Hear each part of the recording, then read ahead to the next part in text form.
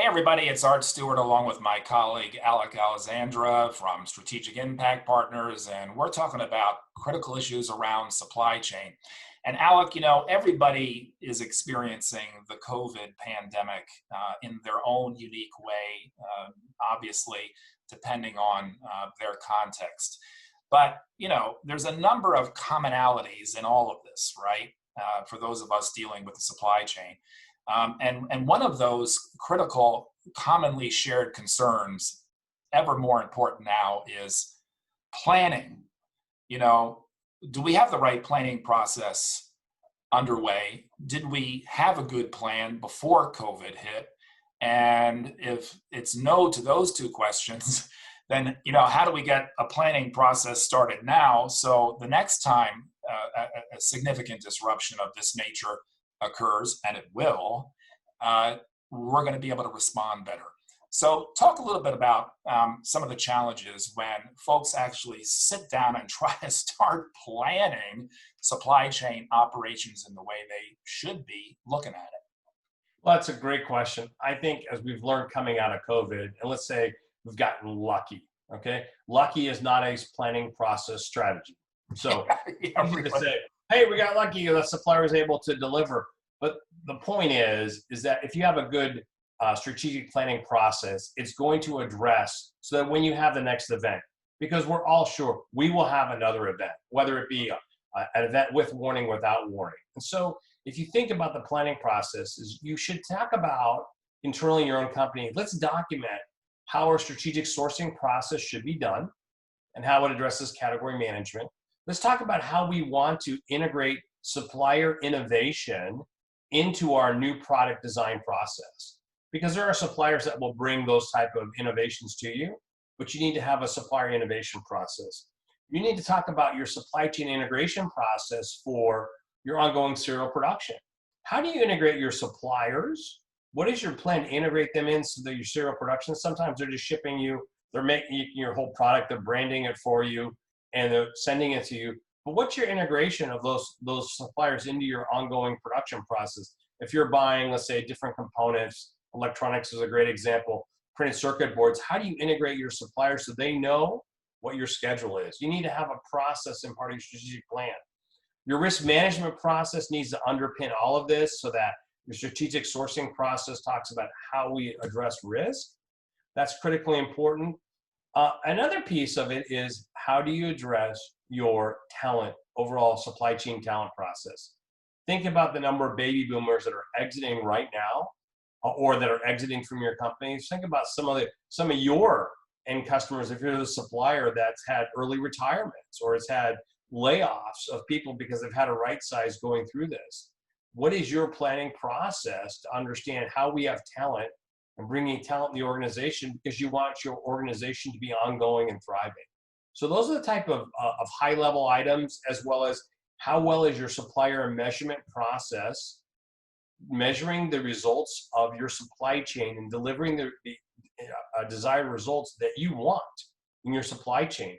Whether it's cost or it's quality or it's delivery. There's many different KPIs that we've worked with companies that have come up with their measurement system. Well, those are just some of the elements. There's lots more. Those are some of the high level elements that you need to have in your strategic planning process that can help you deliver what you're trying to do for your organization. And you can't do planning, supply chain operations planning, in a vacuum, right? There are inputs, vital inputs required from your colleagues and other units within the organization. So talk a little bit about how we try to guide clients to do the people and the integration building process within the organization before you even start to craft the plan, right? You have to be an ambassador really for your supply chain operations for the rest of the company and for your colleagues and their functional units and the inputs you depend on from them in order to put together a good and realistic plan. Well, it's interesting because across your organization, you need to make sure that your colleagues in those different functional silos, and let's just call them functional silos, whether it be like marketing or engineering as an I, example. I, I I really, I shake when I hear the word silos, but you're right. There's still a lot of silos out There's there. a lot of silos that still Yeah. exist out there, especially some of our middle market companies or smaller companies we've worked with. And those people are wearing a single hat. They're like, hey, I do engineering, you do supply chain. You know what? Just make it work. The challenge is how will the engineering group understand exactly what happens in your process, because it helps them become more successful. Or then you get the engineers that go out and they go pick a supplier that someone has a great research and development capability, but has no way to commercialize that product.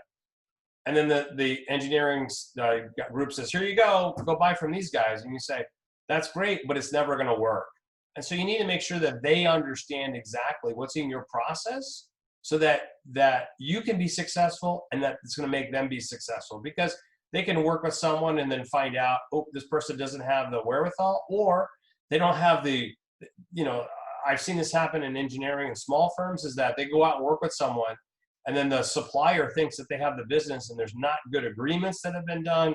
The NDAs aren't there. All those basic supply chain underpinnings that haven't been done correctly, and then you fail, because the supplier thought, oh, I'm going to share my innovation with you, I'm going to be able to get the business, and then you find out they can't commercialize it, or you can't achieve what you're trying to go with it. So the part of this is that your colleagues in the other departments in your company need to be part of your planning process, and you share with them exactly how their inputs are important for you in supply chain to be able to make sure that the entire organization is successful. When you do that, when you bring the marketing guys in, you bring the engineering guys in, that is where you end up with that understanding across your enterprise of how we're going to be successful in being able to deliver this new product to our And customers. all kinds of different approaches you can take structurally to make that planning process and that championing process work well, right? To get buy-in and get synergies and interdependencies working well for you within your colleagues and other units on a continuum, right? If we were to give folks like three key things to get this planning process off the ground correctly, what would you suggest? I mean, I can think of one thing, and we've used this with some of the manufacturing companies we've worked with in the past, where we develop a cross-functional task force that is charged by the CEO and his mandate or her mandate for a 12 to 18 month period to kind of reorientate all the varying departments within the enterprise around this planning process, and using a task force that has representation of the leadership of all the key areas, facilitated by C-suite leadership, so that there's an everyday endorsement and an understanding of the imperative nature of it. And then folks, as they get comfortable with that structure, begin to let their guard down, start to share more about their challenges, start to really look clearly under the hood at the impediments within their function that are preventing their area from stepping up fully to what's going to be required in a more realistic and successful and fully integrated planning process, and therefore effective plan. So That's three a things. great first step there. I think the second one that's really needed is good data. Yeah. It is so easy for people to say, oh, and it was like, well, that happened, all this anecdotes. But do you really have the data that talks about what is your cost over time? Where are you trying to go? The finance group of your company can show you that data. So it's really basically objective. It takes out the emotion, because we all know when that certain supplier didn't ship to you and it caused all this other disruption. You need to have really good data to be able to make good decisions, because they'll understand where you were and where you're trying to go. Then you can understand that differential, so that you can put that plan in place as we re-engineer and help you change your supply chain organization. That's a second thing that's needed. I think the third thing is just not only the right talent, but as well as the desire to make that change. It's so easy for people to say, oh, well, it's like If you just fix that one supplier, it's going to be okay. Well, you know what? There will be another supplier, a different supplier next year that's going to give you a problem. And this is why we talk about the planning process being critically important to be able to, as you manage through crises, as you manage through your normal innovation process for new product introduction, for supplier integration, for ongoing order fulfillment type of activities, as you manage your talent management process. It's so easy to just dismiss all as one-off activities. But Yeah. the point is I can guarantee you, you'll see that same problem next year. So Yeah. having that process allows you to be able to be agile, flexible. You're going to make sure you achieve your goals. And at the end of the day, everyone will be happy because you've delivered that product to your customers at the price you're looking for.